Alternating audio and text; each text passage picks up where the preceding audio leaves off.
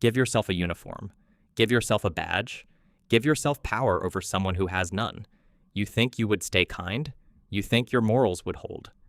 But the real answer is far stranger than that, and it has almost nothing to do with who you are. Your brain does not run on fixed character. It runs on context. Change the role you're handed, and within days, sometimes hours, the person underneath can become unrecognizable. Not because you are secretly cruel, because cruelty was never the opposite of normal psychology. It was always a setting inside it. In August 1971, a psychologist named Philip Zimbardo turned the basement of Stanford University into a fake prison. 24 young men, carefully screened for good mental health, no criminal record, no signs of aggression, were split by coin flip into two groups: guards, prisoners. Nothing else separated them. Same age, same background, same ordinary morning before the study began. Zimbardo expected the study to run 2 weeks. He shut it down after 6 days. What happened in that basement? The guards were given no script, no training in cruelty, just a uniform, mirrored sunglasses, a wooden baton, and total authority over a locked hallway. Within 24 hours, some guards began waking prisoners at night for meaningless head counts. By day 2, prisoners were stripped, numbered, forced to do push-ups for entertainment. By day 4, one guard was inventing punishments the other researchers hadn't even suggested. He wasn't ordered to escalate. He escalated on his own, because the role gave him permission his ordinary life never had. Here is the part that should unsettle you. These weren't cruel men pretending to be kind before the study. Psychologists screened out anyone with violent tendencies. What changed wasn't their character. What changed was the situation wrapped around it. You do this too, quietly, every day. Put on a uniform at work, and you speak differently than you do at home. Get a promotion, and you start enforcing rules you used to complain about.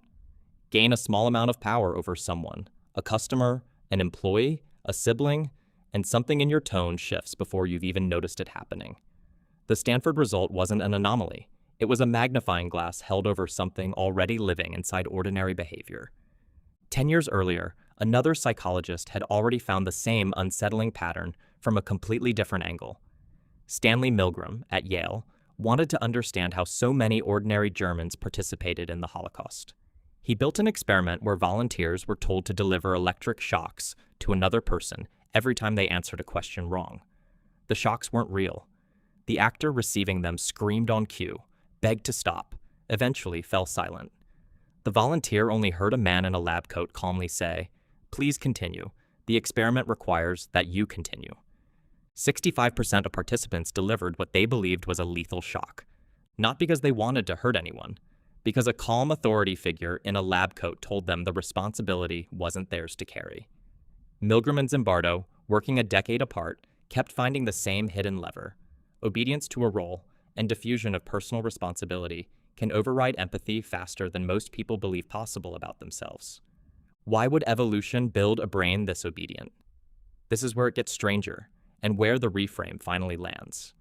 For most of human history, survival depended on group cohesion far more than individual moral reasoning. A small band of early humans, maybe 30, maybe 60 people, could not survive constant internal conflict. Predators, starvation, rival groups, all made unity a matter of life and death. A brain that questioned every order from a respected elder or tribal leader was a brain that could get the entire group killed through hesitation or division. So natural selection favored something uncomfortable to admit. It favored deference to hierarchy and role. Not because hierarchy is virtuous, but because, for 100,000 years, going along with the group kept you alive far more reliably than standing apart from it. Your instinct to obey a uniform, a badge, a title, a lab coat, isn't a personality flaw. It's an inherited survival mechanism, thousands of generations deep, that assumes the person above you in the hierarchy has information you don't, and that breaking rank endangers everyone. That instinct doesn't know the difference between a tribal leader guiding you toward food and a psychologist in a basement asking you to punish a stranger. It fires the same way either time. But here is the twist inside the twist. The Stanford prison experiment has been challenged over the decades, and its flaws matter. Later analysis, including work by psychologists Stephen Riker and Alexander Haslam, who conducted their own BBC-funded prison study in 2002, found that Zimbardo may have subtly coached his guards toward cruelty rather than simply observing it emerge. Riker and Haslam's version, run with far more scientific control, produced a different outcome entirely. Their guards, given the same power, did not spontaneously become abusive.